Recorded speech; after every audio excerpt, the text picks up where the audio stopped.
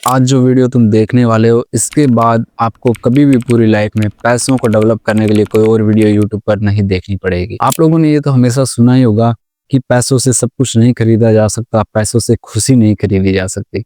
लेकिन हम लोग पूरा दिन पैसों के लिए ही पीछे दौड़ते हैं। और इस वीडियो की सबसे खास बात यह है, मैं आपके लिए रियल लाइफ एग्जाम्पल्स लेके आया हूँ। ऐसे इंसान जो बिल्कुल जीरो थे, हमारे लेवल के इंसान थे, लेकिन उन्होंने बहुत कम टाइम के अंदर बहुत बड़ी अचीवमेंट्स पाई है। लेकिन सबसे पहले ये जानना जरूरी है कि मनी माइंडसेट होता क्या है, ये चीज क्या है। और मनी माइंडसेट भी बहुत प्रकार के होते हैं, पैसों को मैनेज करना, कमाना, खर्च करना।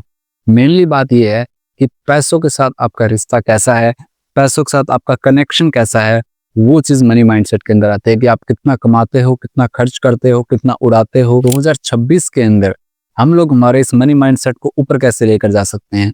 हमने पीछे के टाइम के अंदर बहुत सारी चीजें ट्राई की होगी, लेकिन किसी का रिजल्ट नहीं आया होगा। हमने पीछे के बहुत टाइम से सेविंग करने की कोशिश की होगी, लेकिन बिल्कुल भी सेविंग नहीं है। तो मैं आपको बताता हूँ सिर्फ 5 से 6 ऐसे सीक्रेट फॉर्मूला, जिसकी वजह से आप अपने इस मनी माइंडसेट को 2026 के लिए प्रॉपर तैयार कर सकते हो। सबसे पहली चीज, आइडेंटिफाई योर मनी। आइडेंटिफाई करने का मतलब ये है कि तुम कितना कमा रहे हो, तुम्हारे घर पे वो पैसा कितना आ रहा है या नहीं आ रहा। ऐसी कौन कौन सी EMIs है जो तुम भर रहे हो, जो कि एक टाइम पर तुम्हें बहुत अच्छी लगी हुई, लेकिन आज वो तुम्हारे ऊपर बर्डन बन के खड़ी है। प्रॉब्लम ये नहीं है कि तुम कम कमा रहे हो, रियल के अंदर हो सकता है कि तुम मुझसे भी ज्यादा कमा पा रहे हो, लेकिन हो सकता है कि तुम्हें वो पैसा मैनेज करना नहीं आ रहा। हमारी मनी आ कहाँ से रही है, कितनी आ रही है, मेरे को कहाँ लगानी है, कौन से खर्चे बहुत ज्यादा जरूरी है या नहीं भी है। हमारा दूसरा टॉपिक है फाइनेंशियल एजुकेशन। फाइनेंशियल एजुकेशन का मतलब है हमें पैसों को कंपाउंड करने के बारे में, उसे डेवलप करने के बारे में, पैसे को हम खुद के लिए यूज कैसे कर सकते हैं, पैसे को हमारे लिए खुद से काम कैसे करवा सकते हैं। वो चीज फाइनेंशियल एजुकेशन के अंदर आती है कि पैसा इन्वेस्ट कैसे होता है, पैसा सेविंग कैसे होता है, पैसा कंपाउंड कैसे होता है। दोस्त, ये बहुत बड़े टॉपिक है जिन्हें अगर मैं 1 महीना लगातार भी बोलूंगा तो भी इसको कवर नहीं कर सकता। अगर तुम खुद बिल्कुल भी मेहनत नहीं करना चाहते तो कोई बात नहीं दोस्त, मैं तुमको 3 ऐसी किताबें बता देता हूँ। पहली बुक है rich dad and poor dad. अमीर लोग जो होते हैं पैसे के लिए काम नहीं करते, वो पैसों को खुद के लिए काम करवाते हैं। इस बुक के अंदर बहुत सारी चीजें बताई गई है, आप इसको पढ़ सकते हो। यहाँ पर हमारी दूसरी बुक आती है थिंक एंड ग्रो रिच। इस बुक के अंदर बताया गया है जो हमारे विचार होते हैं, जो भी हम सोचते हैं, वो एक वास्तविक चीज है और वहीं से सपने बनते हैं, वहीं से प्लान्स बनते हैं, वहीं से सारी चीजें होती है। इस बुक को पढ़कर आपको पता लगेगा कि हमारे थॉट्स के अंदर कितनी ज्यादा पावर है।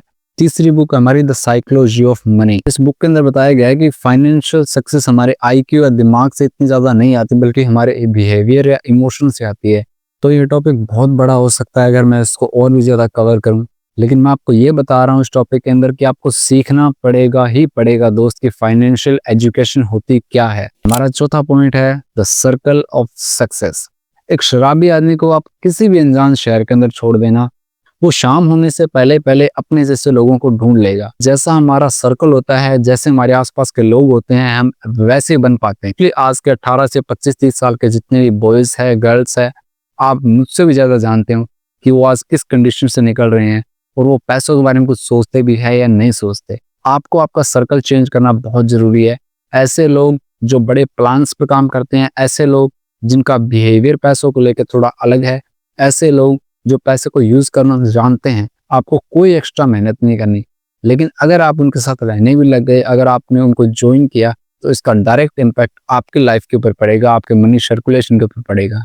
हमारा 5वां पॉइंट है स्मॉल फाइनेंशियल गोल। आप लोग डायरेक्टली 50,000 कमाने के पीछे, 1 लाख कमाने के पीछे या फिर 10,000 सेविंग करने के पीछे दौड़ने लगते हो। आप लोगों को सबसे पहले 100 रुपए बचाने की कोशिश करनी पड़ेगी। आपको 100 रुपए का मैं इसलिए बोल रहा हूँ क्योंकि सबसे पहले आपको एक हैबिट बिल्ड करनी है, आपको एक ऐसी आदत लगानी है कि आपके अंदर एक आदत बन सके पैसों को बचाने की।